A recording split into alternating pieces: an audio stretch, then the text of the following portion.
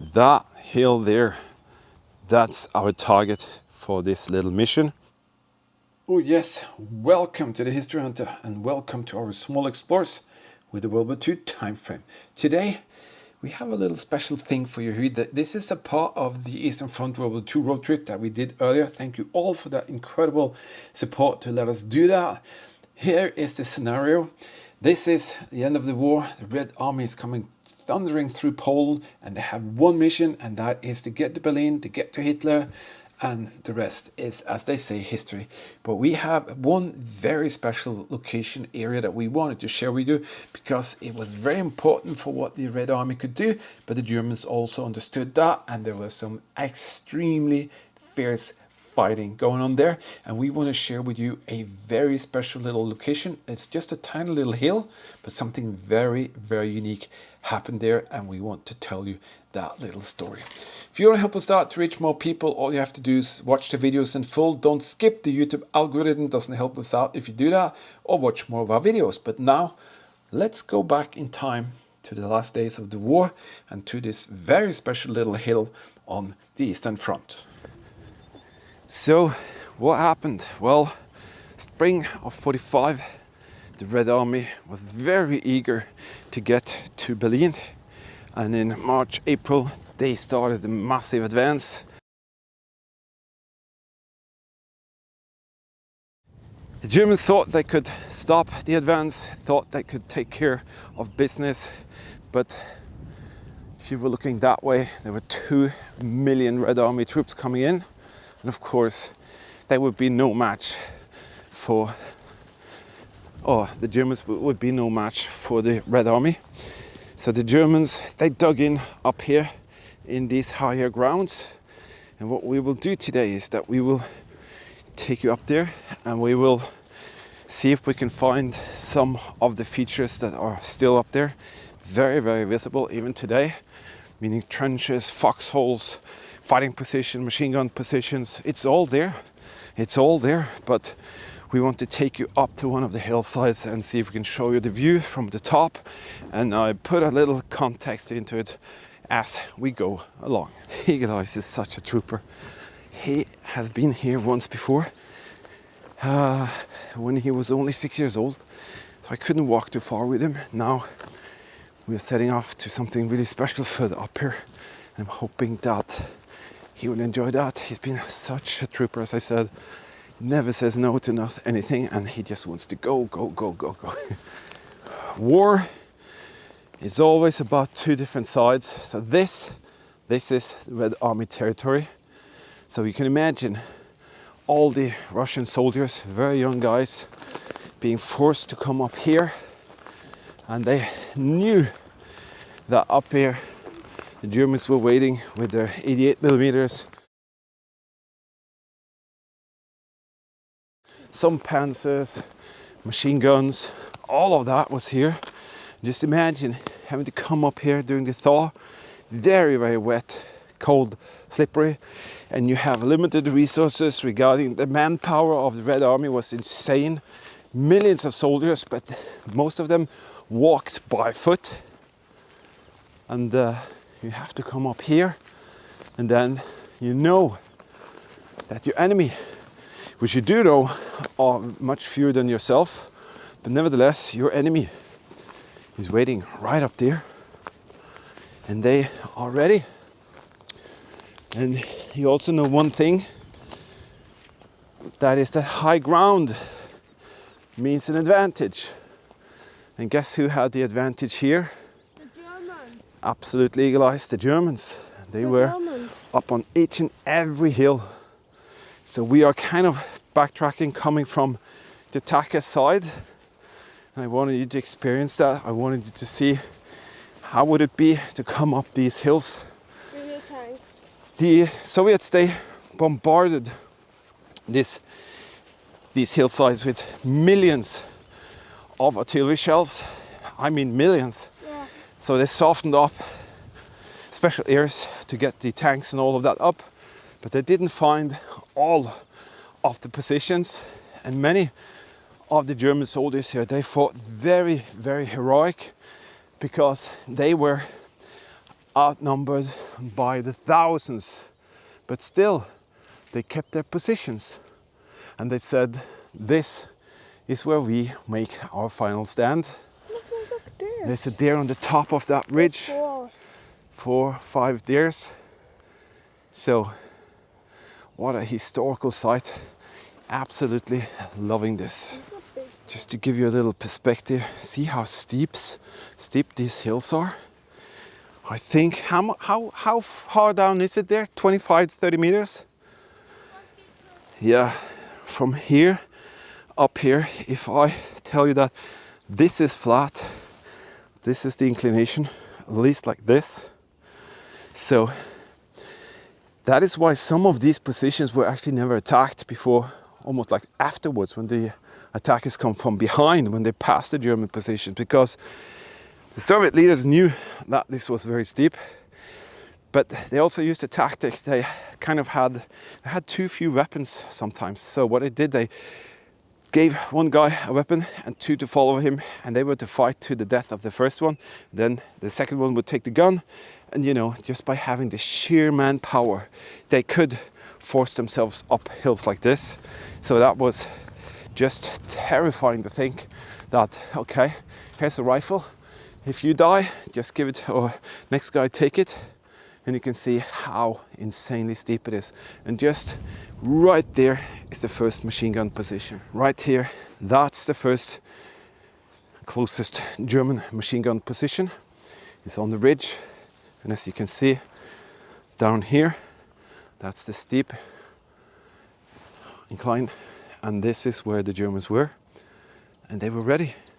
They were so ready, because even today, from Google Earth and LiDAR maps, you can see all of these trenches. And these were the ones that they had time to dig and prepare for.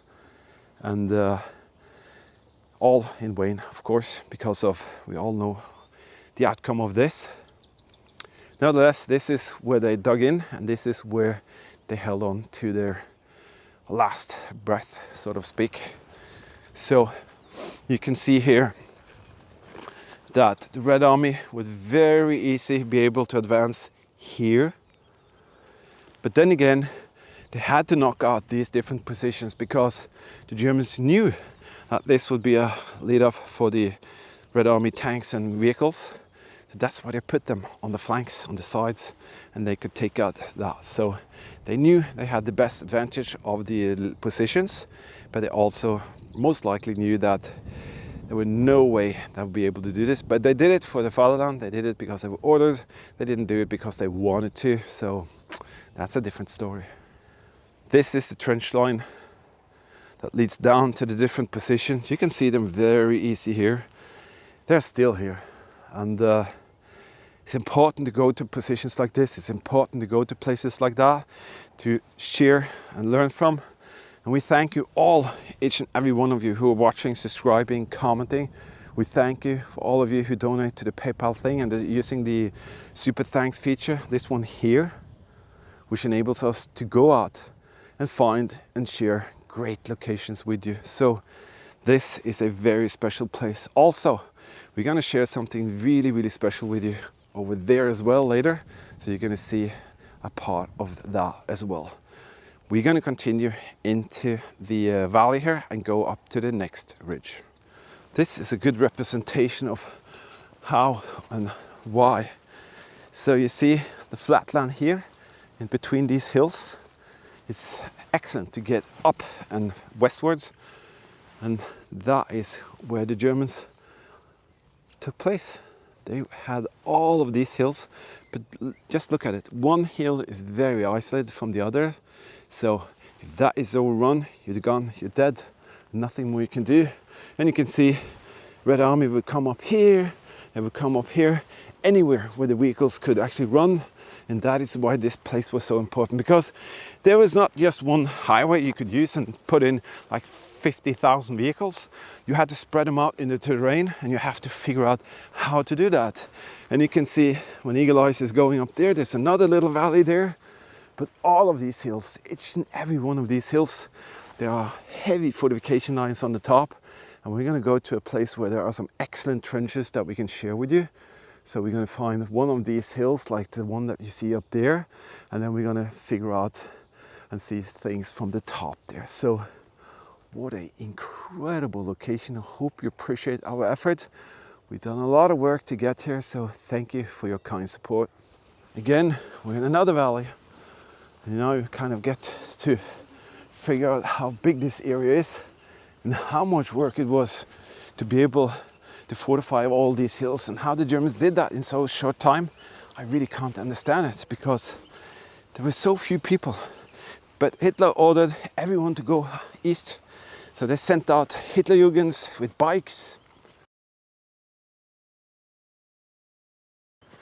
They sent out old-timers with Panzerfausts. And they sent out anything they had left available of resources. And they did that in one special, massive hope that they will be able to counter the Red Army. But of course, I think all the generals, all of the major leading military people know that this was not possible. So, absolutely waste of time and lives, if you ask me. Nevertheless, that's what happened. And you can see here so much area, so incredible big area. We now have walked for about half an hour and we're still not halfway. So tons and tons of places for the Germans to hide, and they really did, because they needed to to survive. It's starting to get warm. This is one of the roads that was actually created by the Red Army when they came thundering up here with all of their tanks and things, and that was because they had to go around this hill here and force the tanks and trucks up here and then up in the valley up to the main road area. And amazing place. There's nothing here, there's nobody here. It's so amazing to be here. There's nobody. It's so quiet, just birds, and wow. As we're here at the area, I want to say a massive thank you to all of you who subscribe, comment, and give us a thumbs up and all of that. Thank you for that. A massive thank you to our Patreon team members. Absolutely so appreciated. And to all of you who donate on PayPal, thank you for doing that. But I also promised a lot of you who donated something for our special Eastern road trip. I want to make you historical, and that is because I'll take you along and I have this list. So thank you for the Eastern Front donations coming in. You know who you are, and I just have to say, without incredible people like you helping us out, we won't be able to do what you see.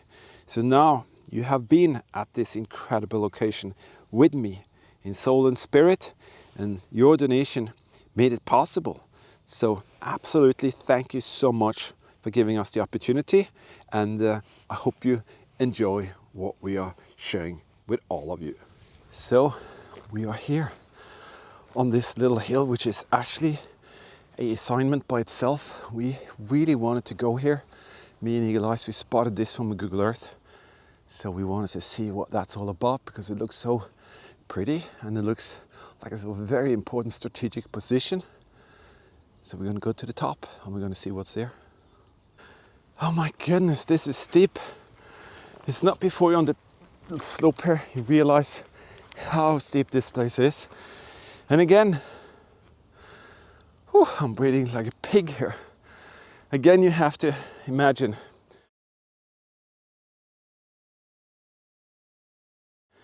being a German soldier on the top there makes you kind of like you have an advantage. I think maybe that could be a munition storage. You see this thing here? Because this is on the back side of the hill.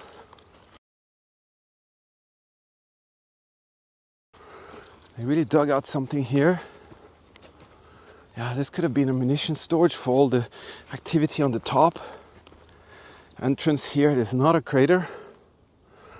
Wow. But you imagine you're on an island. So when this has been taken, there's nowhere to go. You cannot flee into the open landscape here. So you're doomed. You're basically doomed on the top there. All right, sorry for my heavy breathing, but I hope you can understand we are here. Let me show you this. That is Eagle Eyes. He did it. He did it. We did it together. This is what I wanted to show you. See this here?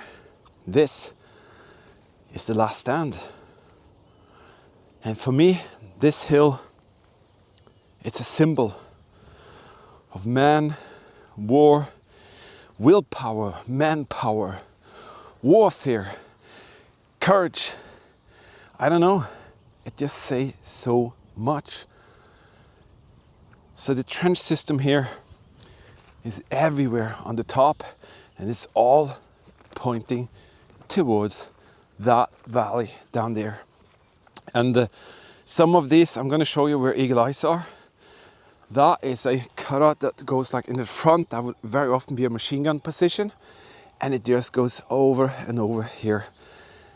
But for me, this hill represents the very, very last stand. This is where our soldiers Karl, Friedrich, Heinz, Wilhelm, Andreas, they were here.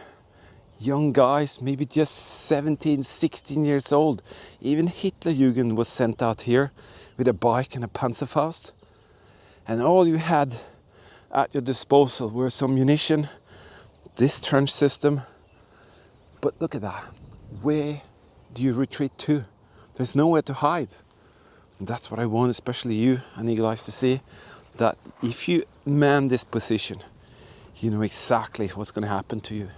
Because of the other locations here, you can hide into the forests, you can really tuck down in some places, but right here, there's nowhere to go. I'm going to show you that from the backside here. See that? Several kilometers of fields. And this is exactly what it looked like during those days, actually with less trees as well. So, you were actually doomed. And I feel a very strong presence of these men here. I feel that there's a connection between the past and the present just by seeing these trenches, knowing exactly what took place here. It sends shivers down my spine, to be honest. It really does. There's a very special story about this position, and that is told by one of the very, very few actually Polish survivors. A Polish soldier were here helping the Germans, and he has written that the worst part of being on this hill here, because 98% of the men that was here was killed, that was that they were right in between the artillery brigades.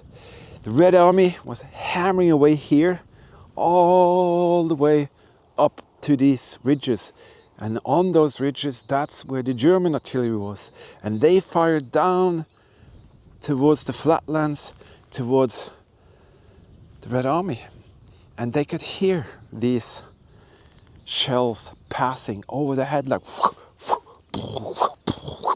so they heard the supersonic sounds of all of these thousands of shells.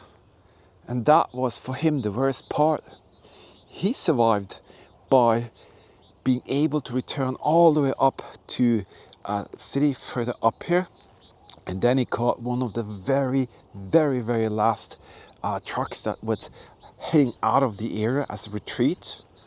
So his story made such an impression on me. So I needed to go to this place. I needed to let Eagle Eyes see it, and I needed to share it with all of you. Because yeah, there are tons of these hills and thousands of soldiers died here.